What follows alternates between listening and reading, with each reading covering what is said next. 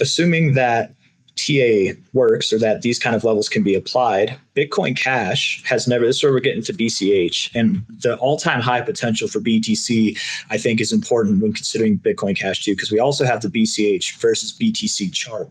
Yes.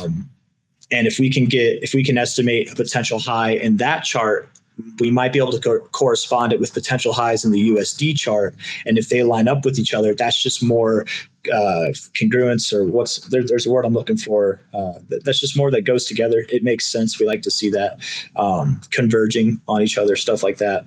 But if we look at BCH, we're changing the Bitcoin Cash podcast. This will now be the technical analysis podcast. I've given up on all my other theories. Just going to sit on the couch and make money all day. That's what, I don't know. Exactly. Yeah. Maybe not if you're using leverage trading. That's the idea. That's the dream. But yeah, okay. So there you go. Yeah, that's a basic kind of idea there. The 1618, and I have other levels. I have the 1272, the 1618, and I like two areas. So the area that you drew from the high of the last cycle to the low of the previous or the current bear market that we just came out of. So this fib, I think, will be relevant.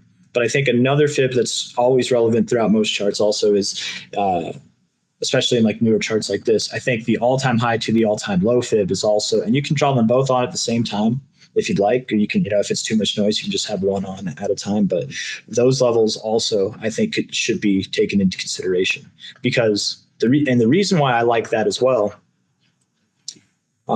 versus using the recent cycles high and lows. I'm using the previous cycles high and lows, which I don't normally do. But the reason why I am is because if we look at the chart, even now, we've like been respecting these fib levels. Like even all the way out to this time, even after a whole cycle, we're respecting the 382 and the 236. Depending on where we go in the future, we might respect the 618 or the 786 or other levels, but I see respect on it here, and that tells me that it might be useful even in this cycle. So the minimum expected projections, if you have my chart, which it has the 1272, the 1414, and the 1618, all various Fibonacci ratios, you've got numbers between 13K to 53K.